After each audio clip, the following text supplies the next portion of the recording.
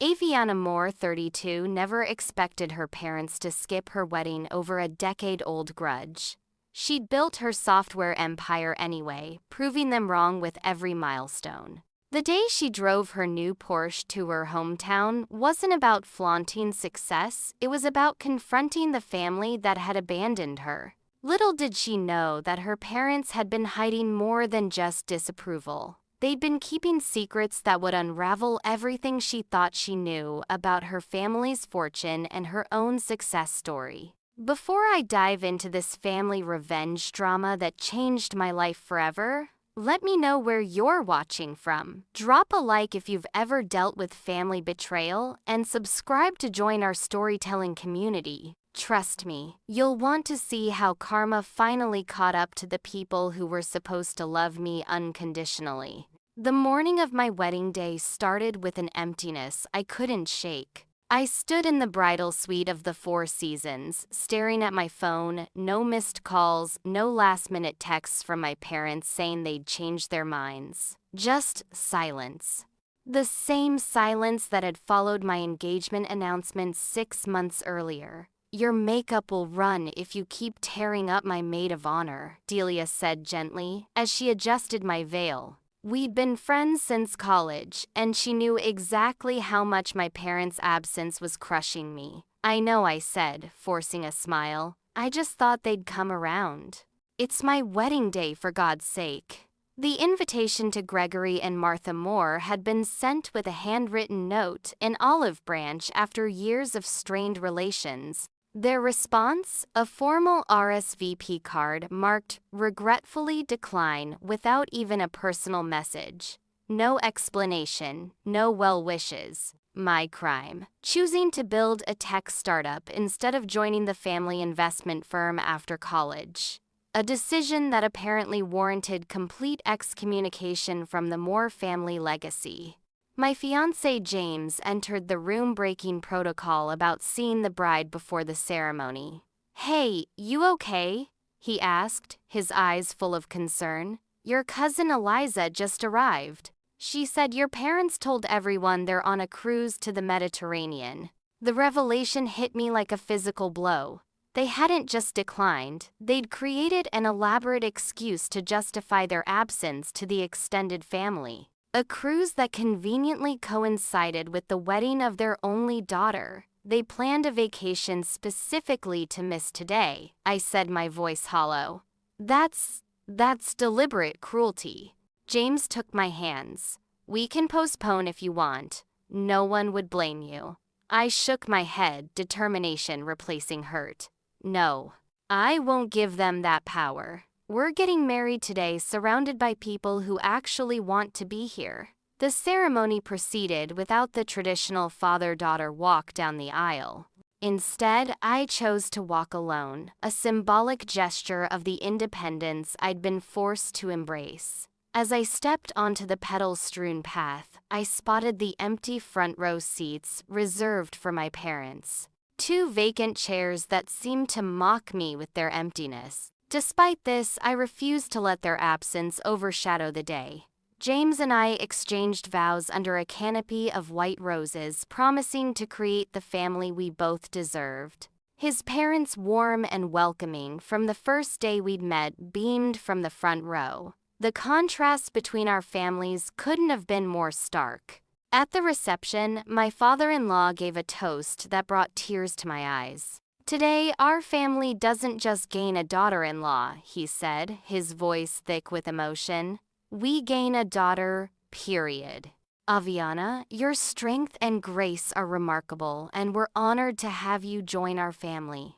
Later, as James and I swayed to our first dance, I caught sight of my phone lighting up on the bridal table. For a brief, hopeful moment, I thought it might be them, a last-minute change of heart perhaps. But it was just a notification from my banking app, a substantial withdrawal from my trust fund. The last connection I had to my family had been processed that morning. The timing couldn't be coincidental.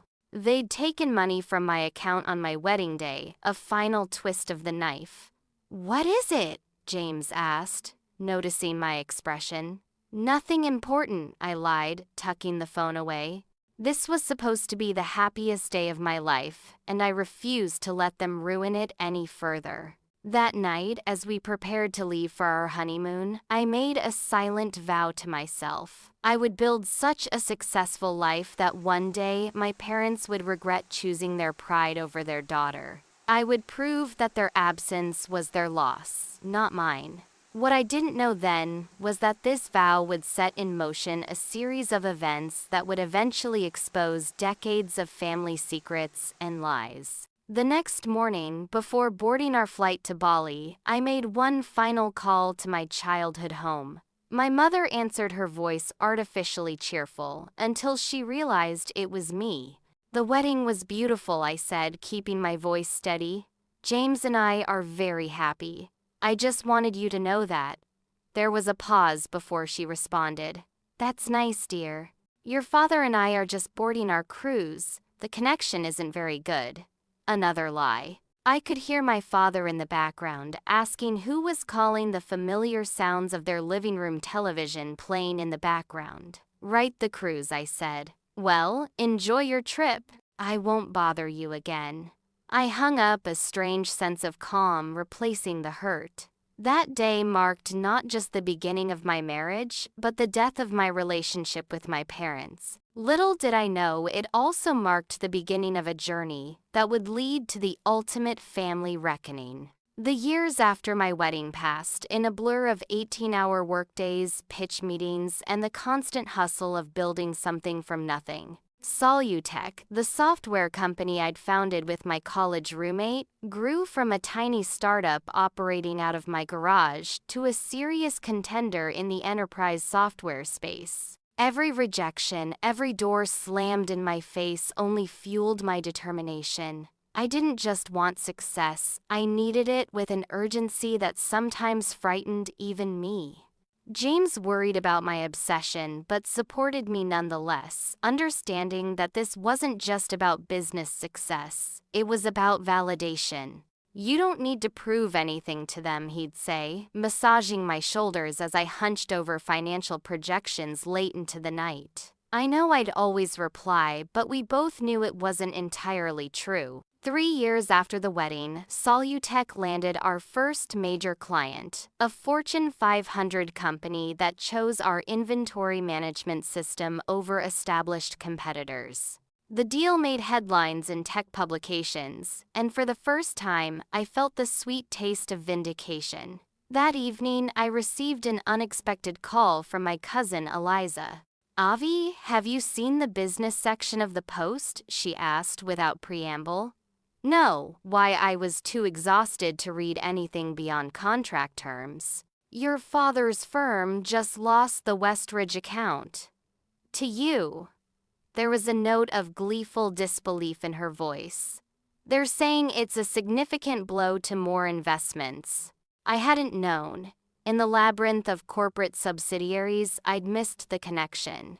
Westridge Holdings was a client of my father's investment firm, and they'd just signed with Solutech, completely unaware of the family connection. "How's Uncle Greg taking it?" I asked, trying to keep my voice neutral, even as a smile spread across my face. "Let's just say the family Thanksgiving this year might be more dramatic than usual." Eliza laughed.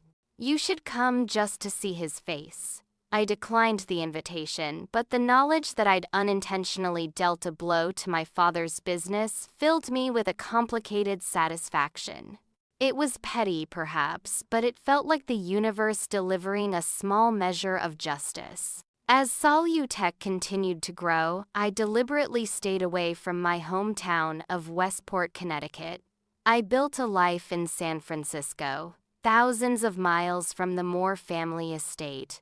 But news traveled through the family grapevine courtesy of Eliza, who seemed to enjoy her role as information broker.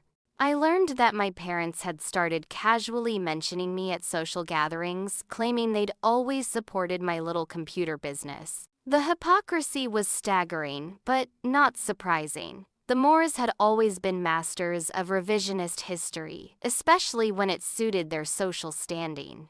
By our 5th anniversary, Solutech had grown to a company valued at $50 million. We'd moved into sleek offices in downtown San Francisco, employed over 100 people, and had clients across 3 continents. The skinny girl from Connecticut who'd been told she was throwing her life away was now being featured in business magazines as a rising star in tech. After a particularly successful quarter, James surprised me with a gift, a photograph of us on our wedding day, professionally framed for my office. "To remind you of where this all started," he said, kissing my forehead. I placed it prominently on my desk, a daily reminder of both the hurt and the motivation that had driven me to this point. Sometimes, late at night when the office was empty, I'd look at that photo and wonder if my parents ever regretted their choice. If they ever looked at the empty spaces in their family albums where wedding pictures should have been and felt even a fraction of the pain I had. 6 years into building Solutech, we faced our biggest challenge yet. A patent infringement lawsuit threatened everything we'd built, filed by a tech giant looking to squash competition. The legal fees alone could bankrupt us, not to mention the potential damages if we lost. In a moment of desperation, I considered reaching out to my parents. Their connections, their resources could help. My finger hovered over their contact information in my phone for a full minute before I put it away. No. I'd come this far without them. I would find another way. Instead, I took the biggest risk of my career. I liquidated my personal investments, mortgaged our home, and poured everything into fighting the lawsuit. James stood by me, though. I could see the fear in his eyes. "If we lose everything," I told him honestly one night. "The company, the house, maybe even more." He simply nodded. "Then we'll start over. Together." For 6 months, we lived on the edge of financial ruin. I aged years in those months, developing my first gray hairs and permanent worry lines. But when the judge finally ruled in our favor and awarded us damages for the frivolous lawsuit, the victory was sweeter for having come so close to defeat. The publicity from the case catapulted Solutech to new heights. Investors came calling, and suddenly we had more opportunities than we knew what to do with. The company valuation soared to over $100 million. To celebrate our victory, I did something completely impulsive and utterly out of character. I walked into a Porsche dealership and bought a 911 Turbo S sleek midnight blue, with a price tag of $135,000. It was ostentatious, unnecessary, and exactly what I wanted. When I drove it home, James burst out laughing. "What happened to, we need to reinvest in the company," he teased, running his hand over the car's gleaming hood. I shrugged, suddenly feeling lighter than I had in years. Consider it a visual representation of how far we've come. What I didn't say was that in the back of my mind, I had already planned my next move, a trip to Westport, Connecticut behind the wheel of my new car. Not to reconnect, not to forgive, but to show them exactly what they'd chosen to miss out on. I didn't know then that this decision would crack open the foundation of lies my family was built on, or that the price of revenge would be higher than I could have imagined. 10 years after leaving Westport with nothing but a broken heart and burning ambition, I returned at the wheel of my Porsche, the engine purring like a contented wildcat as I crossed the town line. The familiar streets seemed smaller somehow, the grand houses less impressive than I remembered. As I drove past landmarks from my childhood, the prep school where I'd graduated valedictorian, the country club where I'd learned to swim and later to network, a strange sensation settled over me. I'd built my new life by running away from this place, yet here I was deliberately driving back into the past. I checked into the Westport Inn rather than staying with family. I wanted neutral territory, a place to retreat if things went south. After settling in, I called Eliza. "You're where?" she practically shrieked when I told her. "Just passing through," I lied. "Thought we could meet for dinner." "Oh, no, no, no." I could practically see her shaking her head. If you're in Westport, you're coming to the charity gala at the club tonight. The whole family will be there, including your parents." My heart stuttered. "I didn't come for a confrontation, Eliza." "Then why did you come? And don't tell me it's for the clam chowder." Her tone softened. "Look, they've been different lately. Your father's firm has been struggling ever since they lost those key accounts to you. Not that they'd ever admit it, but I think they might actually be proud of you in some twisted way." I doubted that, but curiosity got the better of me. "What time is the gala?" 8 o'clock. "Wear something spectacular. Make them regret every minute they've missed." I hung up and stared at my reflection in the hotel mirror. What was I really doing here? Seeking reconciliation or rubbing my success in their faces? The line between closure and revenge had never felt so blurry. At 8:15 p.m., fashionably late, I pulled into the country club parking lot. I'd deliberately chosen a spot near the entrance where my Porsche would be impossible to miss. The valet's eyes widened as I handed him the keys. "Take good care of her," I said with a wink, smoothing down my designer dress, a deep emerald number that had cost more than my first month's rent in San Francisco. Inside the ballroom was a sea of familiar faces. Westport's elite hadn't changed much. The same families, the same money, just older faces and newer jewelry. I accepted a glass of champagne from a passing waiter and scanned the crowd. And then I saw them. My parents standing near the silent auction tables, deep in conversation with the Hendersons. My mother in her signature pearls, my father with his regimented posture, a military school graduate who never quite relaxed. They hadn't seen me yet. Eliza appeared at my side, resplendent in a red gown. "They're bidding on that hideous painting," she murmured. "Aunt Martha thinks it'll appreciate in value." "Some things never change," I replied, taking a fortifying sip of champagne. "Are you ready for this?" I nodded, though. Ready was the last thing I felt. We made our way across the room, weaving through clusters of Connecticut's wealthiest families.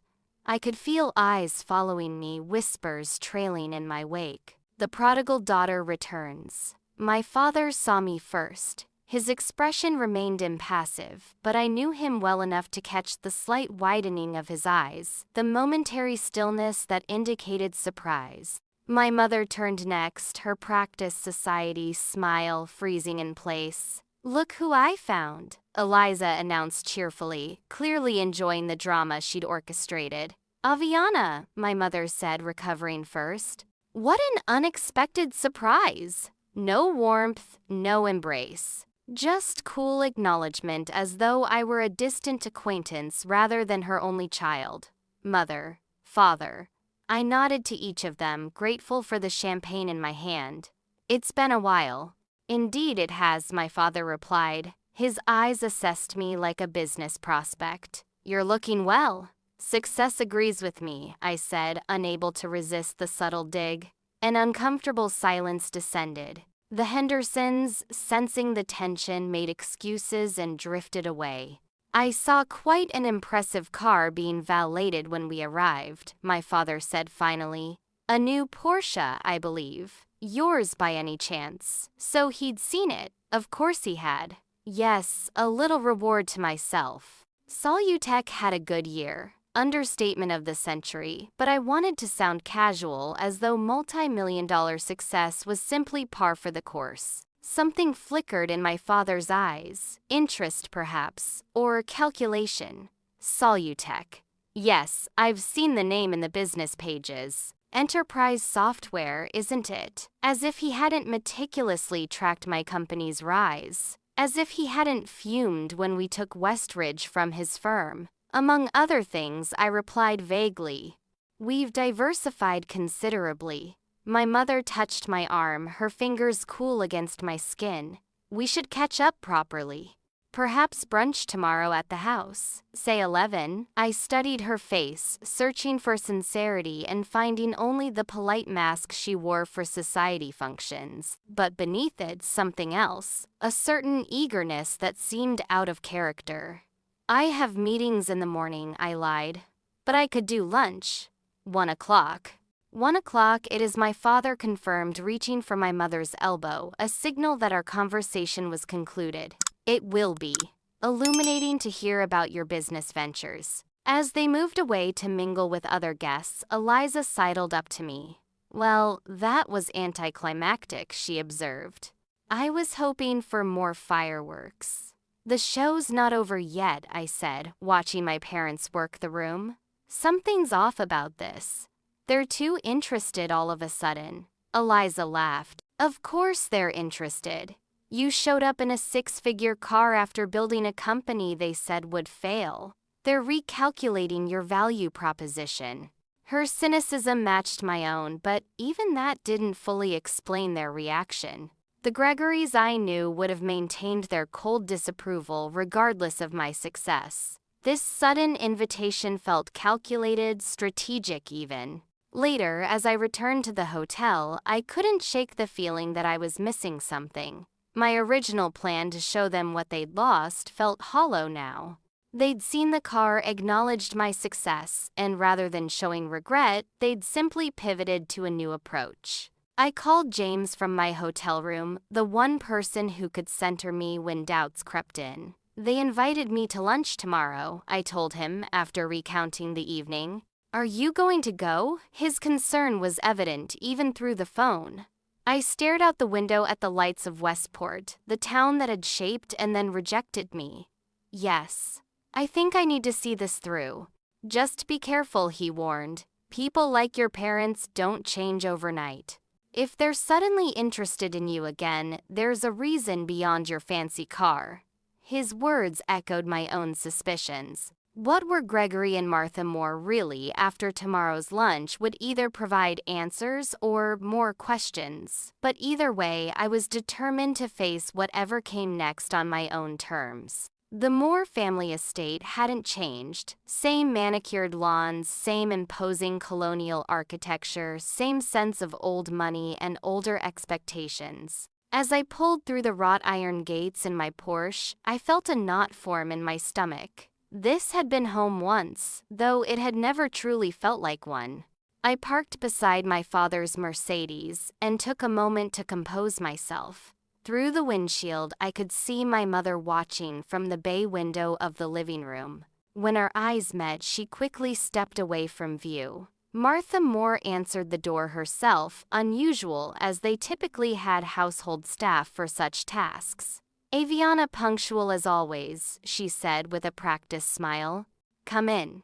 The foyer smelled of lemon polish and fresh flowers, exactly as it had during my childhood. Family portraits lined the walls, charting the Moore legacy through generations. I noticed with a pang that photos of me stopped around my college graduation. Nothing of my adult life, my wedding, my success.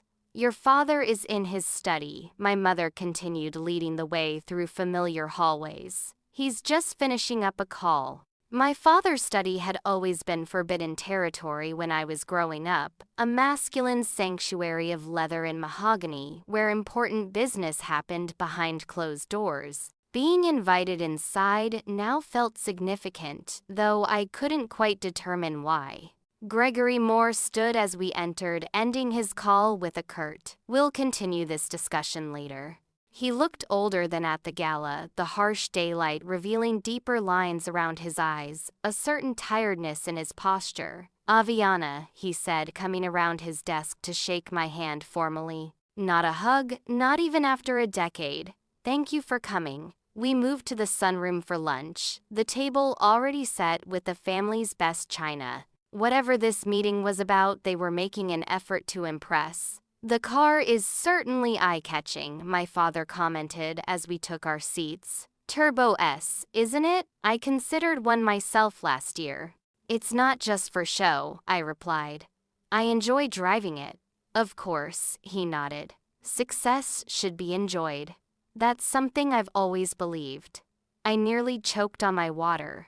My father had preached austerity and restraint my entire childhood. Flashy displays are for those insecure in their position, that had been his mantra. My mother served lunch herself, another oddity. Poached salmon, asparagus, roasted potatoes, my childhood favorite meal, I realized with surprise. So my father began once we were eating, "Tell us about this company of yours. Solutech is it? I understand you've made quite a name for yourself in Silicon Valley." I gave them the abbreviated version, our founding major milestones, current valuation. I left out the struggles, the sleepless nights, the moments I'd nearly given up. They hadn't earned those parts of my story. "And you built this without any outside investment." My father leaned forward, his interest obviously piqued. "Initial rounds, yes. We took on strategic investors in year 4, but I've maintained controlling interest." I couldn't help adding, I wanted to ensure the company stayed true to my vision. A pointed reference to our fundamental disagreement, his insistence that I join more investments rather than pursue my own path. My mother touched my hand lightly. "We've followed your progress, you know." From a distance. Really, I couldn't keep the skepticism from my voice. "You've had a funny way of showing it." An uncomfortable silence descended over the table. My father cleared his throat. "Aviana, I know we've had our differences over the years. Perhaps we could have handled things better." Coming from Gregory Moore, this was practically a groveling apology. I set down my fork, studying his face. "What's this really about?" I asked directly. My parents exchanged glances. My mother nodded slightly, and my father continued. "The truth is, More Investments has been facing some challenges. The market has changed considerably, and frankly, we've struggled to adapt. Your company, on the other hand, seems to be at the forefront of where business is heading."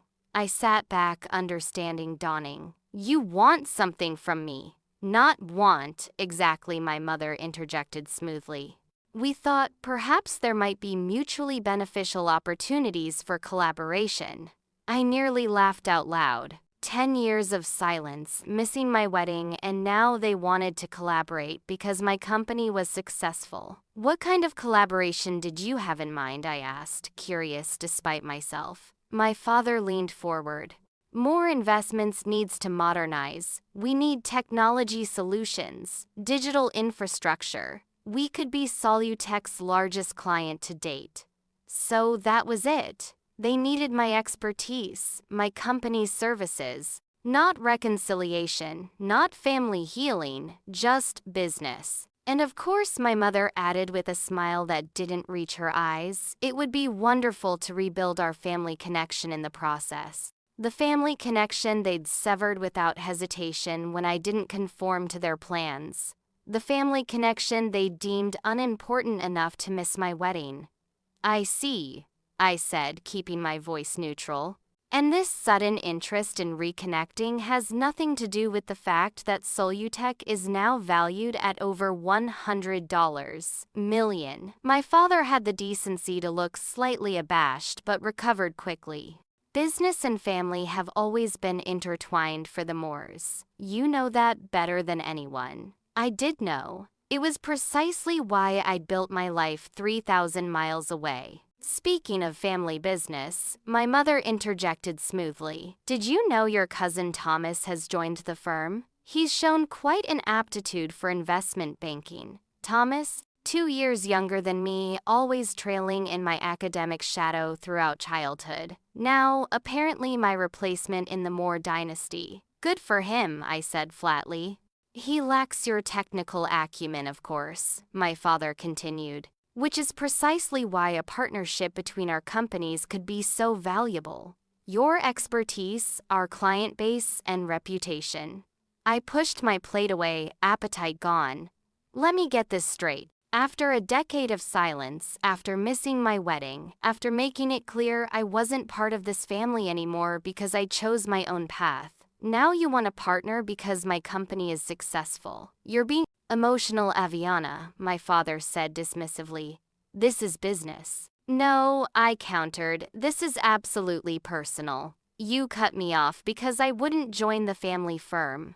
Now that my company is worth something to you, suddenly I'm invited back to the table. My mother reached for my hand, but I pulled away. Darling, we've always been proud of you. We may have had disagreements about your choices, but stop.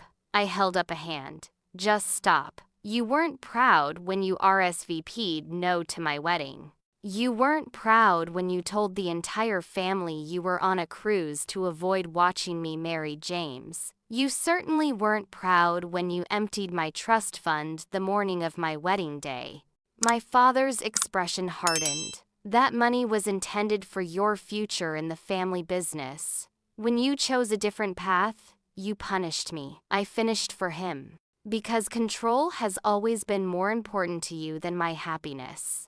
A tense silence fell over the table. My father broke it with a sigh that seemed to age him further. Perhaps we should discuss this another time when emotions aren't running so high. I stood placing my napkin beside my half-eaten lunch. There won't be another time. I didn't come back for a business deal or a false reconciliation. I came back to show you what you chose to miss, the daughter who succeeded without your approval or support. As I moved to leave, my mother caught my arm. Aviana, wait. There's something you should know. The urgency in her voice made me pause. Your father's firm isn't just struggling, it's failing.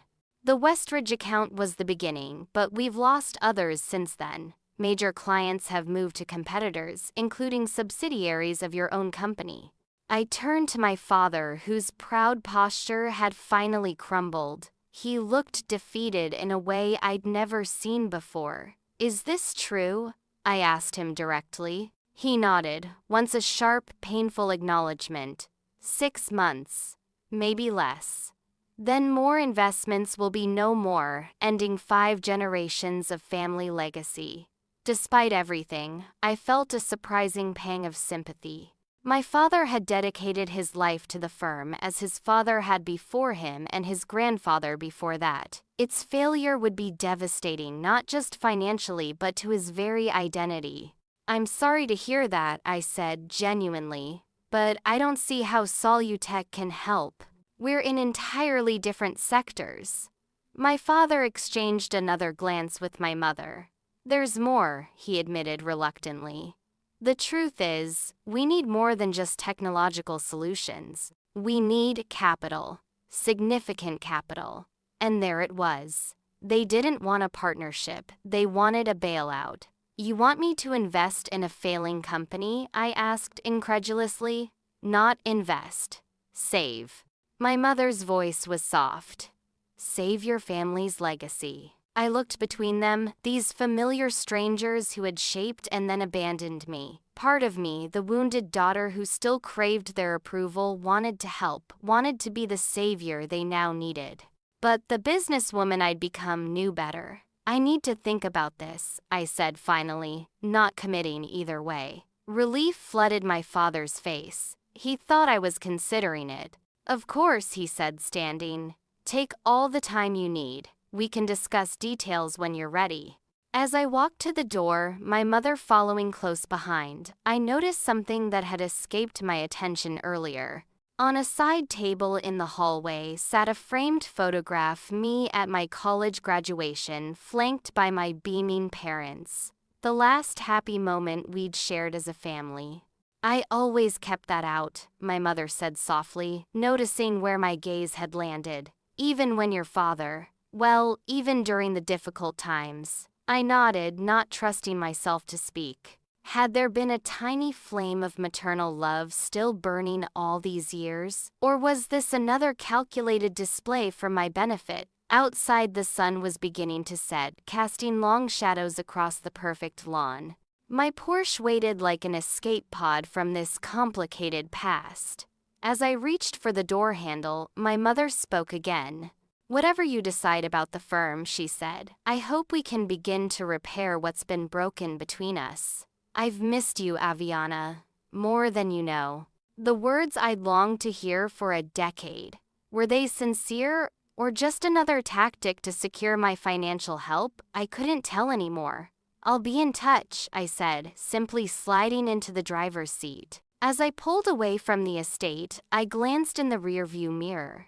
My mother stood watching from the driveway, a small figure growing smaller with distance. For the first time since arriving in Westport, I felt truly conflicted. I'd come seeking closure, perhaps even revenge.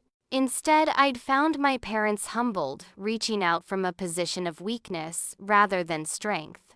The question now was what to do with this unexpected power. Help them and risk being used once more, or walk away and let the Moore legacy crumble without my intervention. Whatever I decided, I knew one thing for certain. I needed to understand exactly what had happened to Moore Investments before making any decisions. My father had given me only the barest outline of their troubles. Before I could determine my next move, I needed the whole truth, no matter how uncomfortable it might be. If you're feeling the tension building in this family drama, hit that like button and share your thoughts in the comments. Have you ever been in a situation where someone who hurt you suddenly needed your help? I'd love to hear how you handled it while I take a moment to figure out my next move in this complicated family chess game.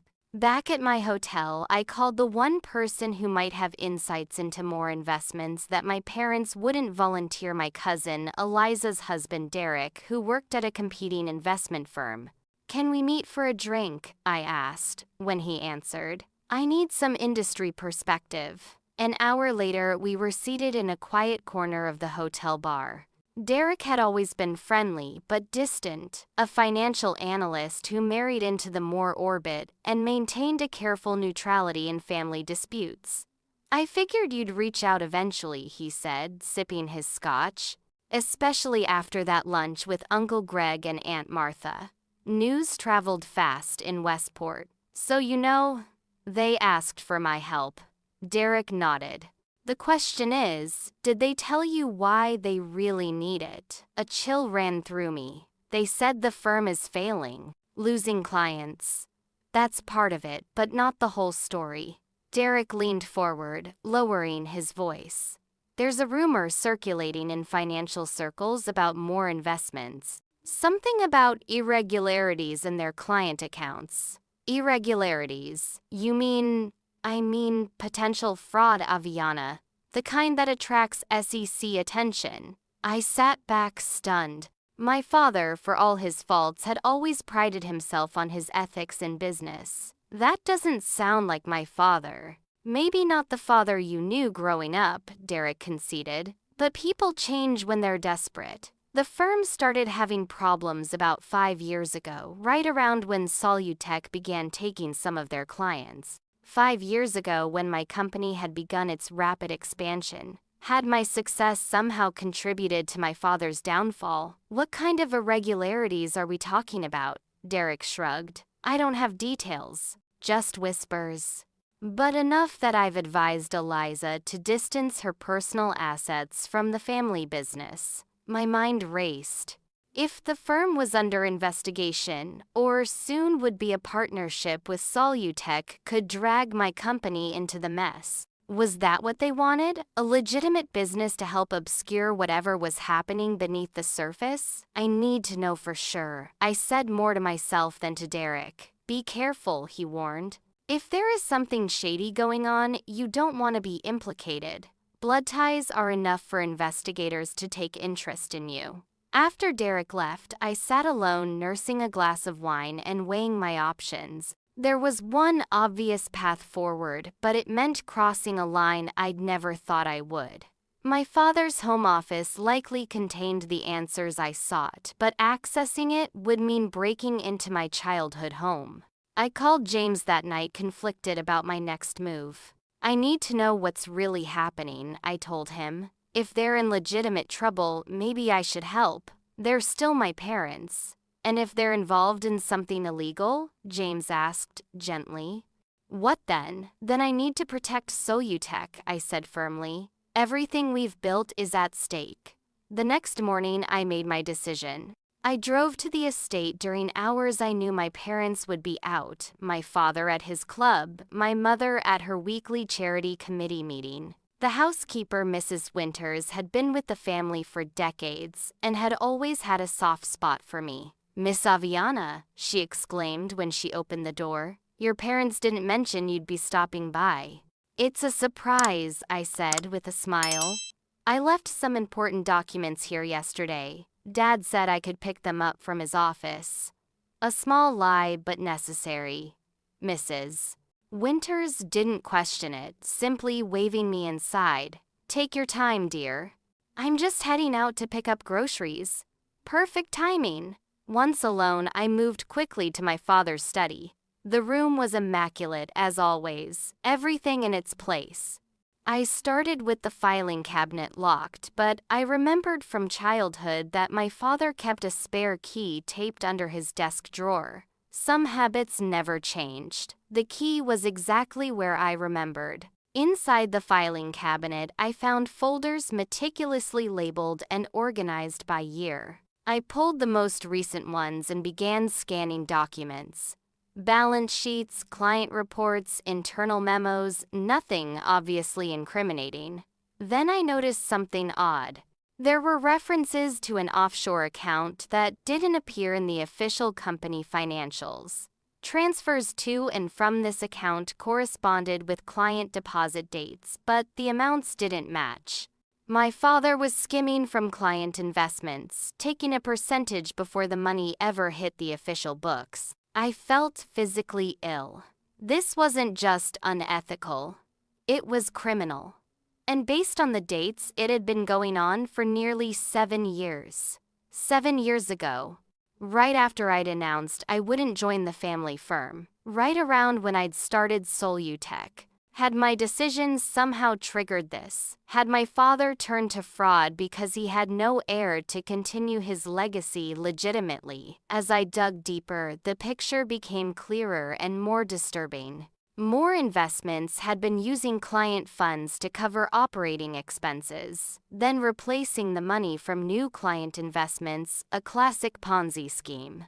But recently, with clients leaving for competitors like Solutech subsidiaries, the house of cards was collapsing. My parents didn't just need my technology expertise or my capital. They needed a legitimate business to help launder their dirty money before investigators caught up with them. I photographed key documents with my phone, then carefully replaced everything exactly as I'd found it. As I was about to leave, I noticed a small safe behind a painting, another childhood memory. My father had shown me the combination once years ago, saying that more women should always know where the emergency funds are kept. On impulse, I tried the combination my mother's birthday. The safe swung open. Inside were passports, not just my parents' regular ones, but second passports under slightly different names. There was also a substantial amount of cash in various currencies and documentation for property in a non-extradition country.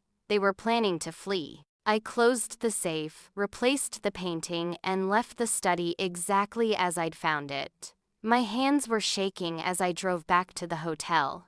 That evening, my phone rang my father's number. "Aviana," he said when I answered his voice, unnaturally cheerful. "Your mother and I were wondering if you'd given any thought to our discussion."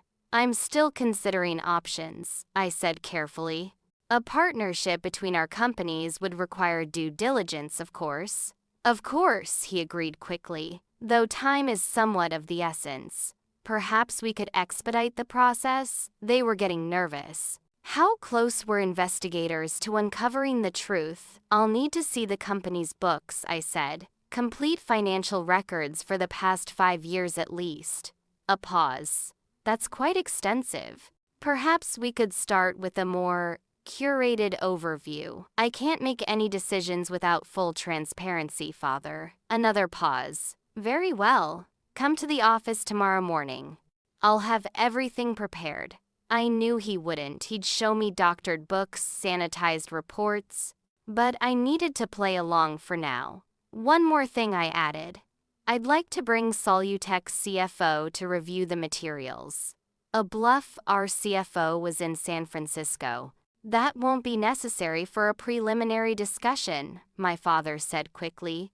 Family first, then we bring in the teams. Of course, I agreed though. We both knew what the other was doing. A chess match had begun with my parents' freedom and my company's reputation as the stakes. After hanging up, I made 2 calls, one to my lawyer in San Francisco explaining the situation and sending the photographic evidence, and another to Eliza. You need to get your money out of any family accounts, I told her without preamble. Today, if possible. That bad, she asked her usual flippancy. Gone. Worse, I confirmed.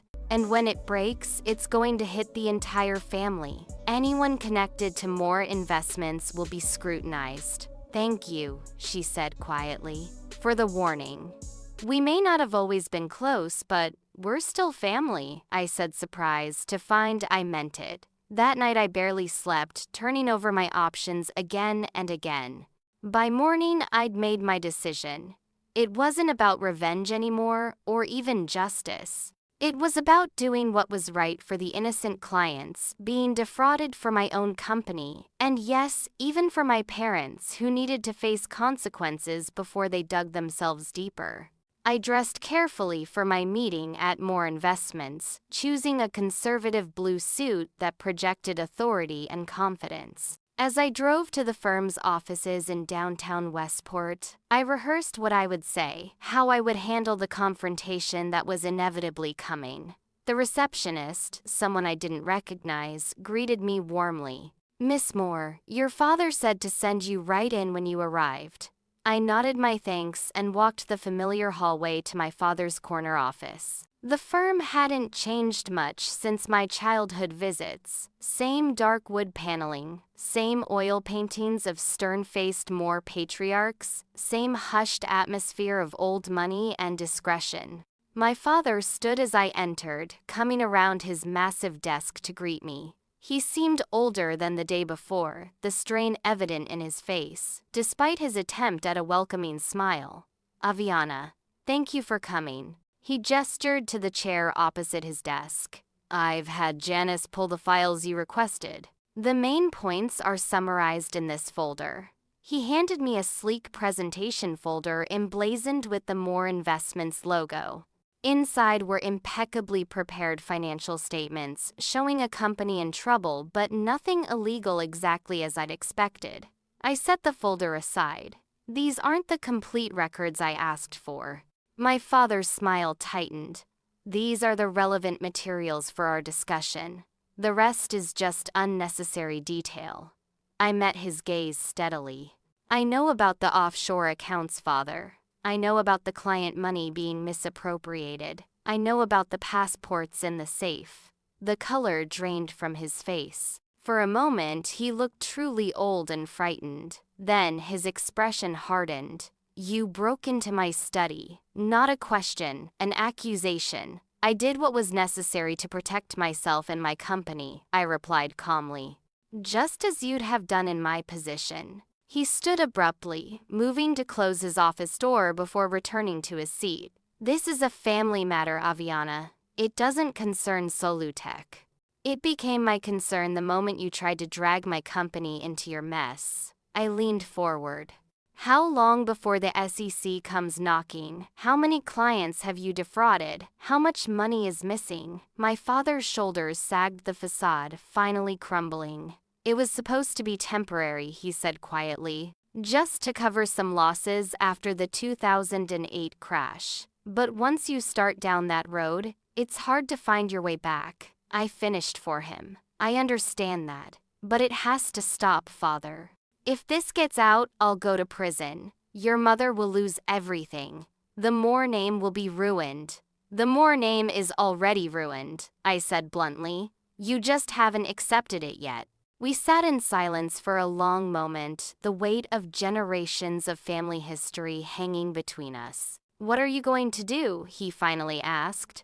"That depends on what you do next," I replied. "I've shared the evidence with my lawyer as insurance, but I haven't contacted authorities yet."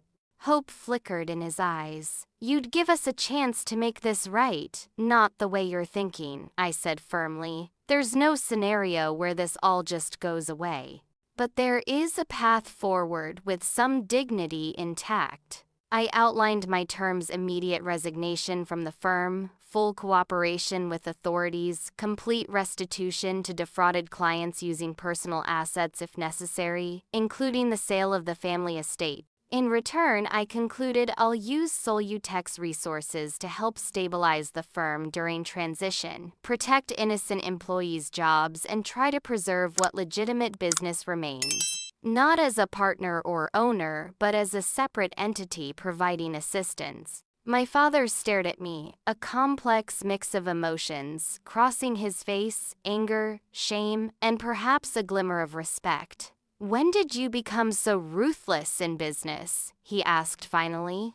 "I learned from the best," I replied without heat. "Before you lost your way." He nodded slowly. "I need to discuss this with your mother." "You have 24 hours, I said, standing.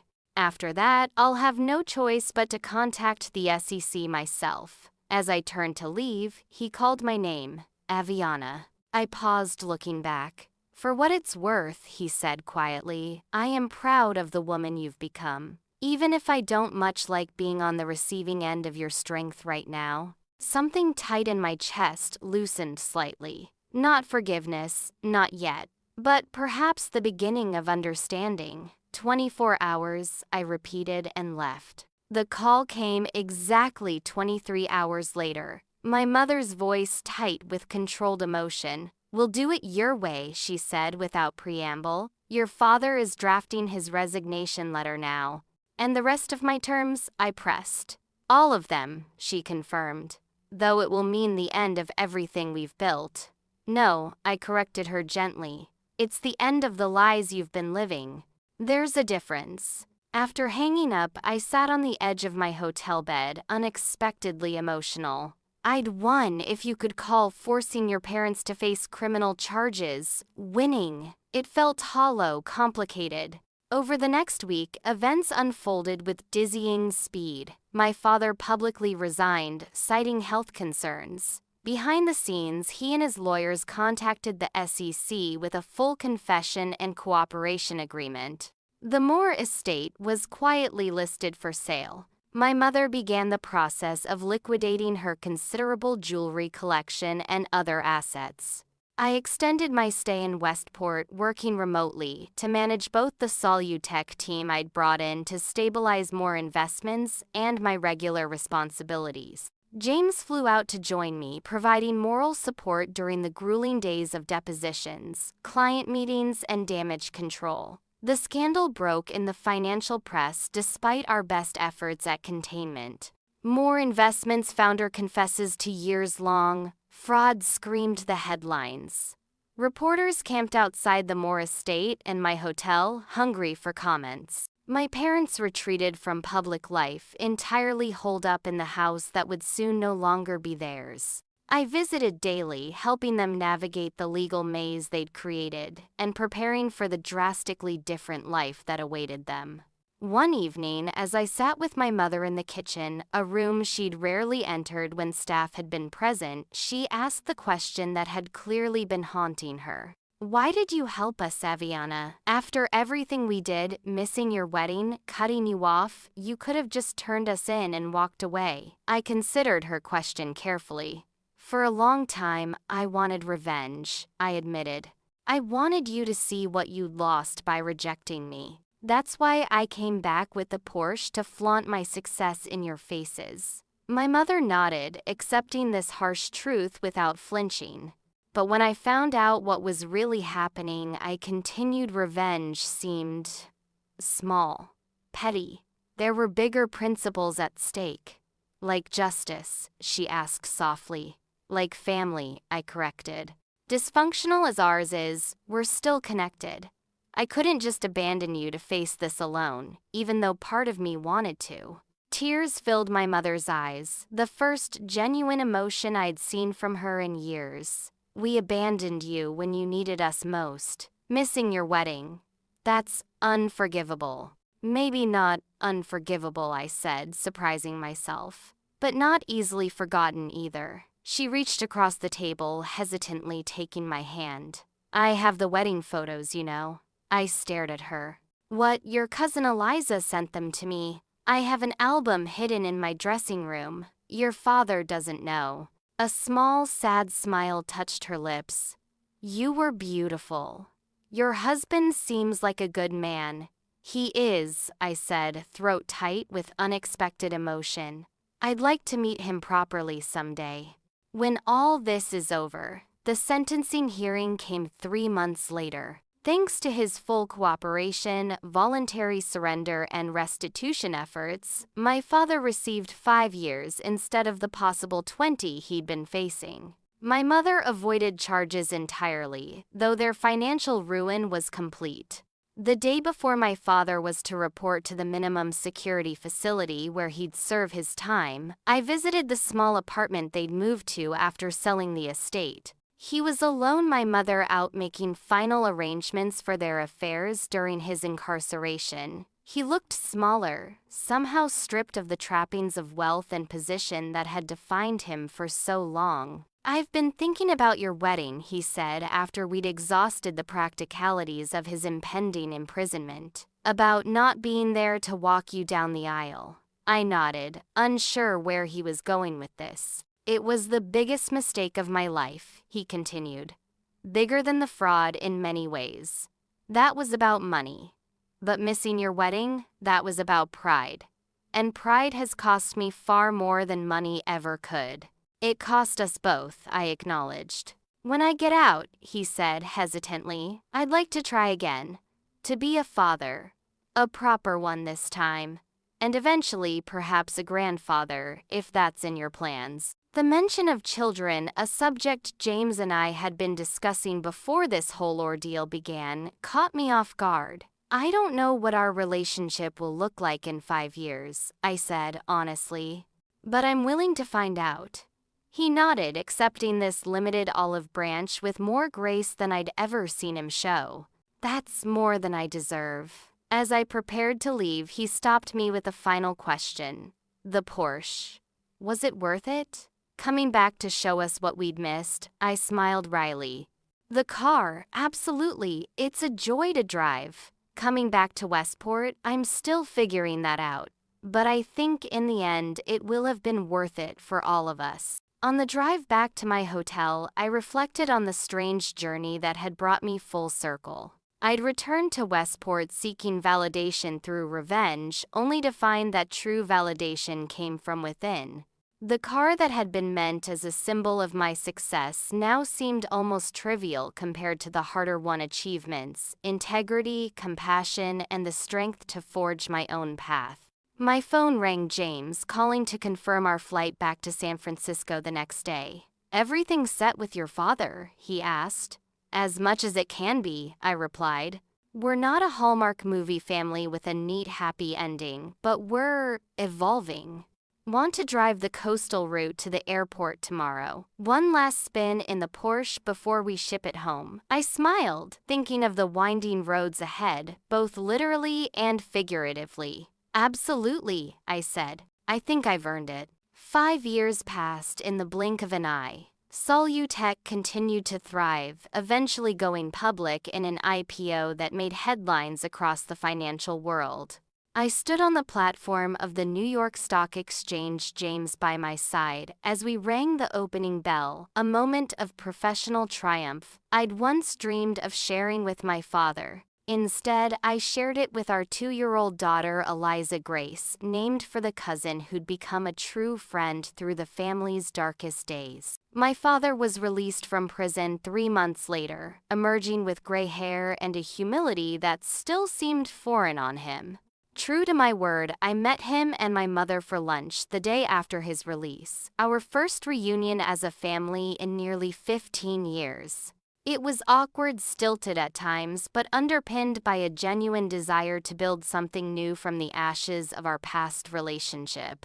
My father didn't mention business once, a small miracle in itself, instead focusing on getting to know James and coaxing shy smiles from his granddaughter. She has the more determination in her eyes, he observed as Eliza stubbornly tackled a too big ice cream cone. And hopefully better judgment than her grandfather, my mother added, with a gentle teasing that would have been unthinkable in the old days. My father nodded, accepting the jab with good grace. Much better judgment if her mother has anything to do with it. As we prepared to leave, my father hesitated, then reached into his pocket. I have something for you. I've been holding on to it since, well, for a long time. He pressed a small velvet box into my hand. Inside was my grandmother's sapphire ring, a family heirloom I'd admired as a child. This should have been your something blue on your wedding day, he said quietly. I know it's far too late, but I'd like you to have it now. I slipped it onto my right hand, the weight of generations settling comfortably against my skin. Thank you. The Moore legacy isn't what I thought it would be, he continued. It's not the firm or the money or even the name. It's you, what you've built, who you've become, despite our mistakes. My mother dabbed at her eyes. We're so proud of you, Aviana. We always should have been. The words I'd once longed to hear now came freely without manipulation or agenda, and while they couldn't erase the past, they created space for a different future. Later, as we drove away in my newest car, a family-friendly SUV that had replaced the Porsche after Eliza was born, James squeezed my hand. Full circle, he observed. Though not in the way anyone expected, I nodded, glancing in the rearview mirror at my sleeping daughter. The best revenge wasn't showing off success or watching them fall. It was building a life so complete that their absence couldn't diminish it. The Moore family story continues to evolve, with new chapters being written every day, not through wealth or status, but through the harder work of forgiveness, accountability, and genuine connection. Sometimes the most unexpected journeys lead to the places we most need to find. Thank you all for joining me on this deeply personal story of family betrayal and reconciliation. If you've experienced similar family dynamics or found yourself caught between revenge and forgiveness, I'd love to hear your thoughts in the comments below. Don't forget to like this video if it resonated with you, subscribe for more authentic stories from my life, and share with someone who might need to hear that sometimes the path to healing family wounds isn't what we expect. Family karma works in mysterious ways, and I'm grateful that mine led to healing rather than more pain. Until next time, remember that true success isn't measured by the car you drive, but by the peace you find in your journey.